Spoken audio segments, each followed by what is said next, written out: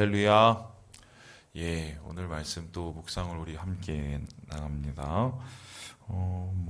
반복되는 구절도 있고 또 다시 되새김질하는 또 구절도 있는데 저는 오늘 말씀 읽으면서 한 세 가지 정도 여러분과 함께 좀 우리 삶에 대한 이야기들을 좀 나눠보도록 하겠습니다. 우리 함께 8절의 말씀을 같이 한번 읽어보겠습니다. 8절입니다. 시작. 중한 별리로 자기 재산을 늘리는 것은 가난한 사람을 불쌍히 여기는 자를 위해 그 재산을 저축하는 것이니라. 이게 무슨 말인가 싶지요? 일단 처음부터 뜯어봅시다. 중한 별리, 고금리, 한마디로 이 고리대금을 뜻하죠. 고리대금으로 자기 재산을 늘리는 사람, 나쁜 사람이죠. 나쁜 사람. 성경에서는 고리대금을 하지 말라고 분명히 경고하고 있습니다. 왜냐하면 고리대금을 쓰는 사람들의 많은 경우가 상황이 굉장히 딱한 사람들이죠. 그래서 그러한 여러 가지의 불이익을 감수하는 것 아니겠습니까? 근데 그런 상황이 딱한 사람들에게 그 딱하다는 것을 빌미로 해서 피해를 준다는 것은 그거는 정말 그 상처 위에다가 소금 끼워 넣은 거하고 똑같다는 것입니다. 그런데 그렇게 하는 행동과 또 무엇을 얘기하냐면 가난한 사람을 불쌍히 여기는 자를 위해라고 얘기합니다. 그 고리대금업자가 있고 가난한 사람을 불쌍히 여기는 분이 있어요. 근데 그 분이 그 가난한 사람을 위해서 쓰는 재산, 그 은혜죠? 그 은혜를 저축한다. 이거는 뭐냐면 가난한 사람 입장에선 뺏긴다는 겁니다. 그러니까 이거를 이렇게 의역해서 정확하게 표현하면은 고리대금 업자는 가난한 사람의 은혜를 뺏어간다라는 겁니다. 그러면 가난한 사람에게 불쌍함을 주고 은혜를 주는 분은 누구겠습니까? 바로 하나님이시죠. 그러니까 고리대금 업자는 누구의 재산을 뺏는 것입니까? 하나님의 재산, 하나님의 은혜. 하나님께서 율법에서 계속해서 반복하시는 부분이 있어요. 그거 아시겠지만, 이 사회적인 약자 이 세 부류에 대한 지극한 관심이고, 이들에 대한 배려와 존중이 얼마나 중요하고, 또 이들을 돌보는 일이 얼마나 하나님께서 기뻐하시는 일인가를 계속해서 반복하죠. 고아요, 과부요, 이방인, 나그네들입니다. 그렇죠? 근데 이들은 사정이 딱한 사람이요. 오늘 입을 풀칠할 일도 굉장히 힘든 사람들입니다. 그러니까 힘 있는 사람들이 조금 자기의 힘을 가지고 눌러붙이고 구박을 해도 쥐어짜도 아무 소리도 할 수 없는 무지렁이 같은 사람들이란 말입니다. 그런데 하나님이 원하시는 세계는 힘 있는 자가 힘 없는 자를 구박하고 착취하는 세계가 아니에요. 그 세계는 세상이에요. 사단의 세계요, 사람들의 세계입니다.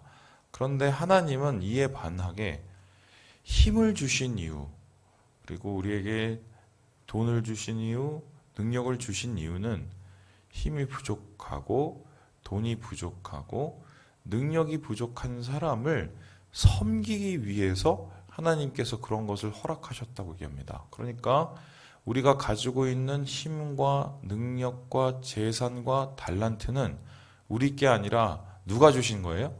하나님이. 그걸 가지고 뭐라고 얘기합니까?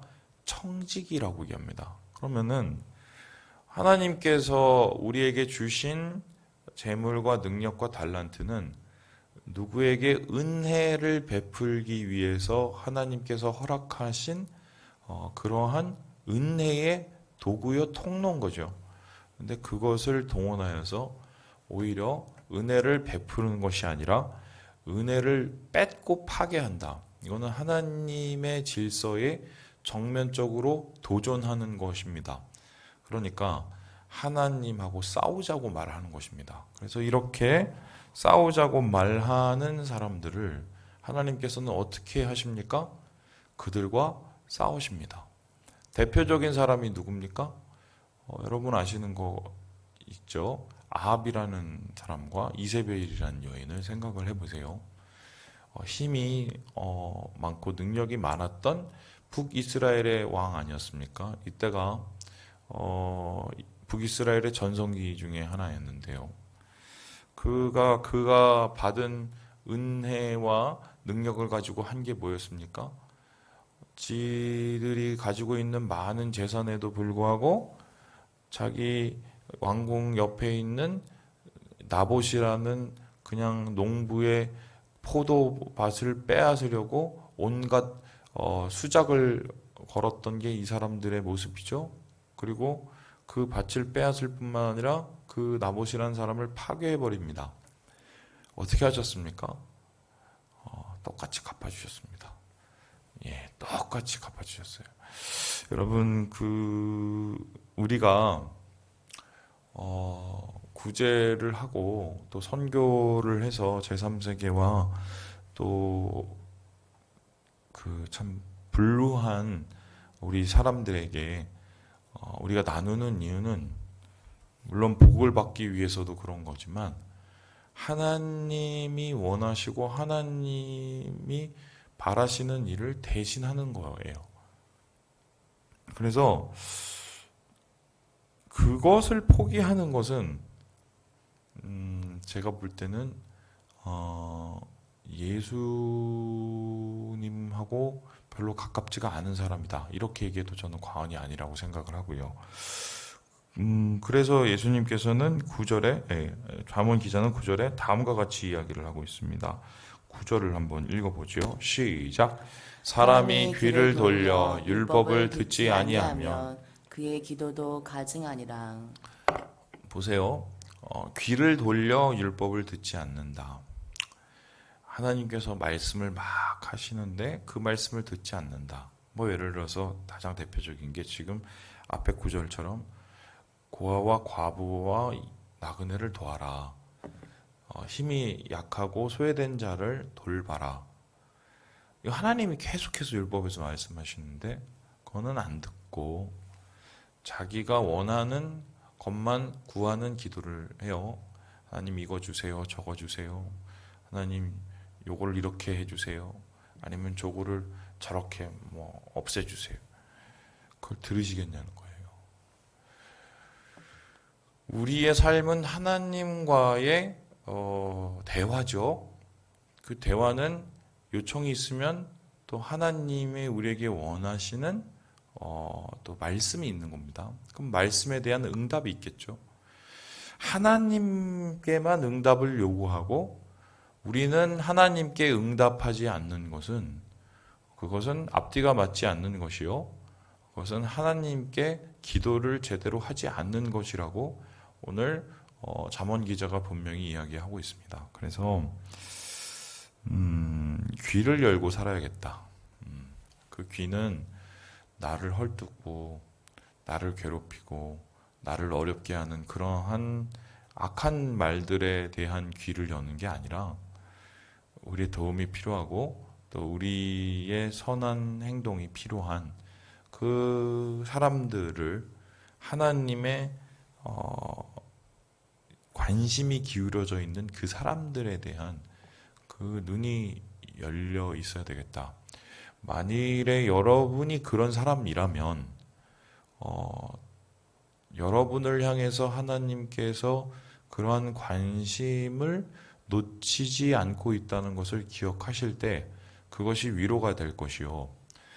만일에 여러분이 그러한 배려와 존중을 해줘야 될 사람이라면 그것을 거부하고 있을 때 하나님께서 이에 대해서 매우 심각하게 질문하고 있다는 것을 뚜렷이 기억하셔야 되겠습니다. 그래서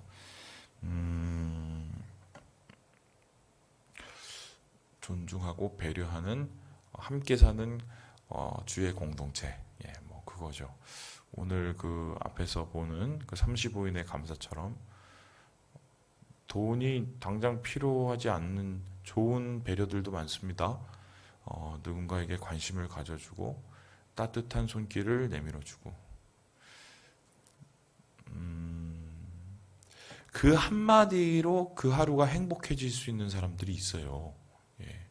우리가 그 사람일 수도 있고요.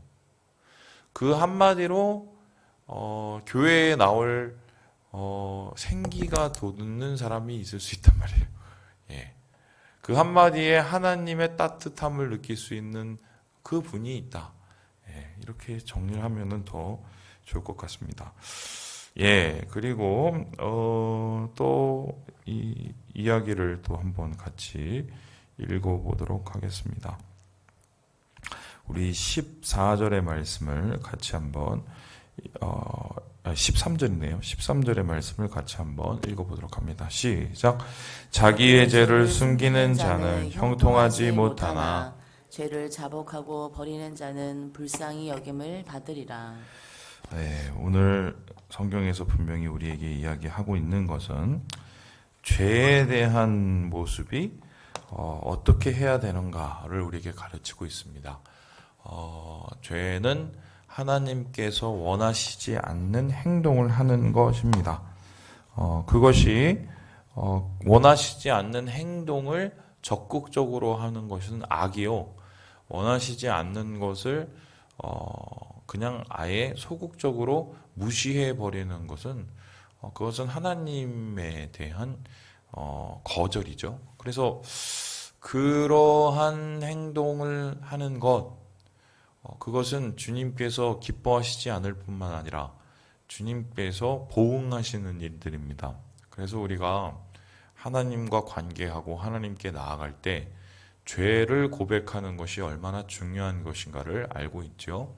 왜냐하면은 죄가 해결이 안 되면 기도도 안 되고, 죄가 해결이 안 되면 예배도 안 되고, 죄가 해결이 안 되면 기쁨도 사라집니다. 그래서 내 신앙에 가장 큰 두 걸림돌이 무엇일까? 저는 그렇게 생각하는데요. 하나는 죄요, 하나는 게으름이다. 그러니까 물론 게으름도 죄라고 말씀하시는 분도 있긴 한데 뭐 그렇게 얘기할 수도 있고 아닐 수도 있고 저는 그렇게 생각하는데 죄를 지면 관계가 끊어지고 관계가 끊어지면 그 가지의 열매가 맺을 수 없겠죠. 게을러지면 성장할 수 있는 기회를 놓쳐버리고 그리고 좀 더 자자, 좀 더 눕자, 예, 뭐 이렇게 되는 거 아니겠습니까? 그래서 죄를 해결하는 것이 되게 중요하다. 그렇다면은 죄를 해결하는 방법은 도대체 무엇일까? 얘기를 했었을 때 자복하고 버리는 것이다라고 이야기합니다. 자복한다는 것은 이 죄를 지은 사람이 나요. 이 죄를 지은 그 동기도 결국 나라는 겁니다. 누구 때문에 내가 이렇게 죄를 짓고 어떤 상황 때문에 내가 죄를 지었다고 얘기하는 것은 자복과 회개가 아닙니다. 그것은 변명이요 핑계입니다. 성경에서는 분명히 우리의 죄에 대해서 두 가지의 이야기를 하고 있는데 하나는 우리에게 모든 사람이 타락해서 죄의 본능을 가지고 있다고 얘기하고 그걸 원죄라고 하죠. 그 죄의 본능으로 우리의 삶 속에서 상황이 안 좋아지면 어떻게 해요? 우리가 실제적으로 죄를 열매 맺는 그걸 자범죄라고 합니다. 그런데 어쨌든 뭐 내가 그 죄를 더 많이 지을 수 있는 그런 이 과거와 또 상처와 또 여러 가지 배경을 가질지라도 결국 그 죄를 짓는 사람은 자기가 짓는 거란 말입니다. 그걸 인정해야 돼요. 그거 인정 안 해요. 죄 많이 지신 분들은 그거 인정 안 합니다. 신기하죠? 모르겠어요. 속으로는 인정하는데 겉으로는 좀 부끄러워서 인정을 안 하는지 모르겠는데 근데 제가 만나본 분들의 대부분은 속으로도 인정을 안 하던데요. 그래서 왜 그걸 인정 안 하냐고 물어보면 이거는 누가 이렇게 해서 그렇고 이렇게 안 하는 사람이 또 어디 있고 인정 안 해요. 인정 안 하면 사함을 못 받습니다. 사함을 못 받으면은 관계는 끝이 나지요. 그 영혼은 죽는 거예요. 그리고 어떻게 해요? 그렇게 인정하는 것에서 끝나는 것이 아니라 그 죄를 어떻게 됩니까? 버려야 됩니다. 버린다는 것은 안 하도록 결단을 하는 겁니다. 결단을 하기 위해서는 어떻게 해야 돼요? 의지가 필요합니다. 하나님, 저는 이런 죄를 졌습니다. 이거를 하지 않게 해주세요. 물론 그런 기도도 중요하지만 하지 않게 해주세요라고 하고 하지 않도록 노력을 해봐야 돼요. 그래도 안 되면 다시 하나님 앞에 기도를 해야겠죠. 그런데 그럴 생각이 아예 없으면 가증한 일이죠. 겉과 속이 다른 일, 중심은 없는 일. 결국 이러한 자복하지 못하고 결단하지 못하는 이유가 무엇일까? 14절에 이렇게 얘기하고 있습니다. 우리 읽고 마무리해 보도록 합니다. 시작. 항상 경외하는 자는 복되거니와 마음을 완악하게 하는 자는 재앙에 빠지리라. 마음이 완악해서 그렇다고 얘기합니다. 완전히 악한 거죠. 그러면 왜 마음이 완악할까? 14절에 분명히 얘기하죠. 경외가 없기 때문이다. 경외는 뭡니까? 두려움이죠. 하나님에 대한 두려움이 1도 없으니까. 그러니까 마음이 악합니다. 그리고 죄를 자복 안 합니다. 그리고 죄를 끊도록 결단을 안 합니다. 자, 그러면 제가 무서운 얘기하고 마치도록 하겠습니다. 왜 사람은 잠언 기자가 그토록 하나님 경외해라, 하나님을 두려워해라 이렇게 얘기를 하고 있는데 많은 사람은 왜 하나님을 두려워하거나 경외하지 않는 것일까요? 이유가 뭐겠습니까? 사실 오늘 이 잠언의 결론이라고 할 수 있는데요. 왜 그럴까요? 왜 하나님을 경외하거나 두려워하지 않는 걸까요? 많은 사람들이. 박모사님, 사람들이 왜 그런 것 같아요? 왜 하나님 안 두려워하고 살죠? 너무 두려워하셔서 잘 모르시죠? 하나님이 없다고 느껴지기 때문이에요. 하나님이 진짜 살아계신다고 느껴지면 두려워하는 게 맞아요. 그런데 하나님이 살아계시지 않거나 하나님이 저기 멀리 있다고 생각을 하기 때문에 그래서 경외를 안 하는 겁니다. 그럼 그렇게 하나님이 없다고 생각하는 신앙을 우리는 뭐라고 합니까? 불신앙. 무신앙이 아니에요. 불신앙이라고 해요. 믿지 않는 거예요. 믿음이 없으니까 하나님도 없고 경외도 없는 겁니다. 예, 말씀을 마칩니다. 우리가 주를 경외함으로 주님이 원하시는 뜻을 이루어 가시는 우리 사랑하는 주의 형제 자매들 되시길 주님의 이름으로 축원합니다.